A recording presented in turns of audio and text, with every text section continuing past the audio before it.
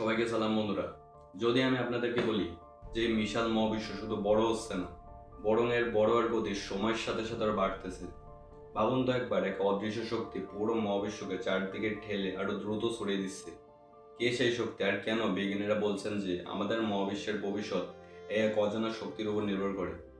চলুন আজ আমরা এই মহাজাগতিক রহস্যের গভীরে প্রবেশ করি। বন্ধুরা, মহাবিশ্বের ব্যাপারে আমাদের সবচেয়ে বড় ধারণা ছিল যে এর মধ্যে থাকা বিলিয়ন বিলিয়ন গ্যালাক্সির তারা এবং গ্রহগুলোর মিলিত মাধ্যাকর্ষণ শক্তি বা গ্র্যাভিটি, যা একে নিজের দিকে টেনে ধরছে। অর্থাৎ মহাবিশ্বের প্রসারণের গতি ধীরে ধীরে কমার কথা, তাই না? কিন্তু 1998 সালে সবকিছু বদলে গেল। বিজ্ঞানীরা, যাদের মধ্যে অ্যাডাম রিচ এবং সল পালমোটার এর নাম বিশেষভাবে উল্লেখযোগ্য, অনেক দূরের সুপারনোভা পর্যবেক্ষণ করছিলেন। তারা যা দেখলেন তা ছিল চমকে দেওয়ার মতো। তারা দেখলেন দূরের গ্যালাক্সিরা আমাদের থেকে যত দূরে যাচ্ছে, তাদের গতি তত বাড়তেছে। এটা তো হওয়ার কথা ছিল না। গ্র্যাভিটি যেখানে সবকিছুকে কাছে টানার কথা, সেখানে কে এই শক্তি যা সবকিছুকে আরো দ্রুত দূরে ঠেলে দিচ্ছিল? এই আবিষ্কার আধুনিক কসমোলজি বা মহাকর্ষ তত্ত্বকে পুরোপুরি বদলে দিয়েছিল। আর এখান থেকে জন্ম হয় এক নতুন ধারণা, ডার্ক এনার্জি। এবং প্রশ্ন হলো, এই ডার্ক এনার্জি আসলে কি? এটা কি কোনো এক ধরনের শক্তি, নাকি এটা কোনো মহাকাশের একটা বৈশিষ্ট্য? সত্যি বলতে বিজ্ঞানীরা এখন এর সঠিক উত্তর জানেন না। তবে সবচেয়ে প্রচলিত ধারণাটি হলো ডার্ক এনার্জি হলো শূন্য স্থানের শক্তি বা ভ্যাকুয়াম এনার্জি।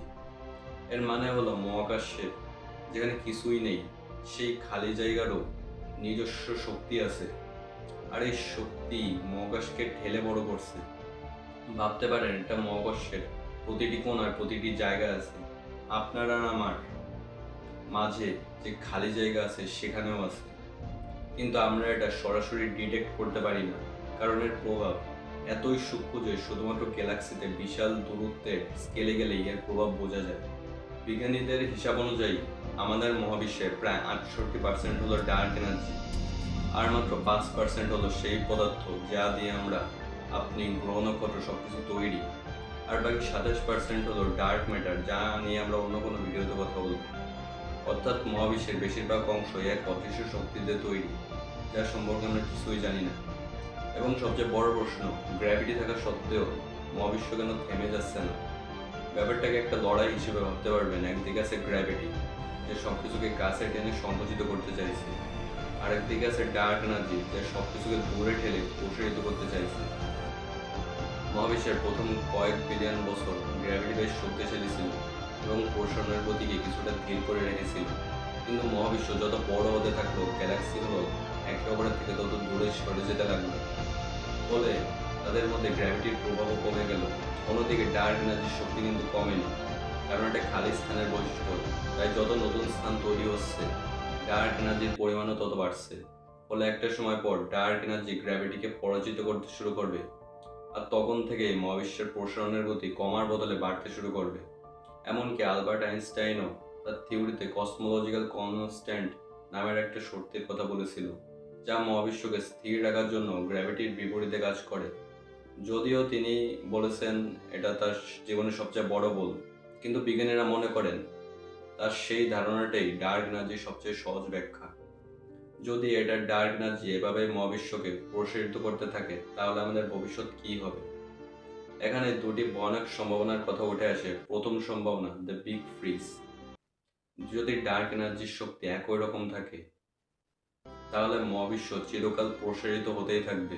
গ্যালাক্সিগুলো একে অপরের থেকে এত দূরে চলে যাবে যে একসময় রাতের আকাশে আমরা অন্য কোনো গ্যালাক্সি দেখা যাবে না।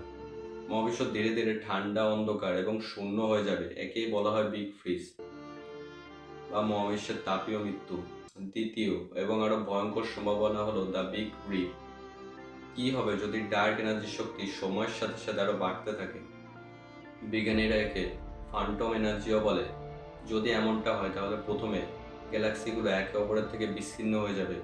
তারপর সেই শক্তি গ্রহ নক্ষত্রকে তাদের সোলার সিস্টেম থেকে ছিঁড়ে ফেলবে।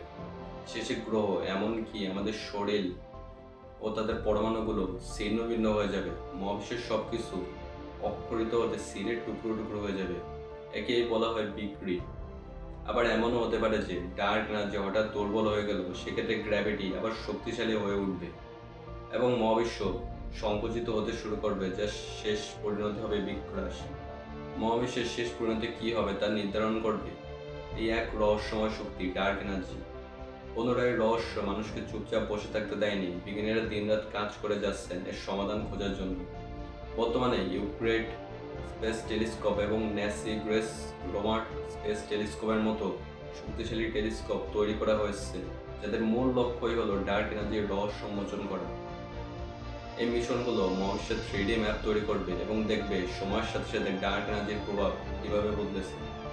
যদি আমরা ডার্ক এনার্জির রহস্য উন্মোচন সমাধান করতে পারি, তাহলে এটা পদার্থবিজ্ঞানের এক নতুন দিগন্ত বলে দিবে। তাহলে আমরা হয়তো এমন এক ফিজিক্স সম্পর্কে জানতে পারবো যা আইনস্টাইনের থিওরি থেকে উন্নত। ডার্ক এনার্জি আমাদের মনে করিয়ে দেয় যে এই মহাবিশ্ব সম্পর্কে আমরা খুব কম জানি। যে আমরা দেখতে পাই না তা মহাবিশ্বের বিশালতার কাছে কিছুই না। কিন্তু মানুষের কিউরিওসিটি এবং জানার আগ্রহ সবচেয়ে বড় শক্তি। আর এই আগ্রহই একদিন হয়তো এই মহাজাগতিক রহস্যের কথা ফাঁস করবে। আপনার কি মনে হয় এই ডার্ক এনার্জি কি ভ্যাকুয়াম এনার্জি নাকি সম্পূর্ণ নতুন কিছু? আমাদের মহাবিশ্বের শেষ পরিণতি কী হতে পারে? আপনার মতামত কমেন্টে অবশ্যই জানান।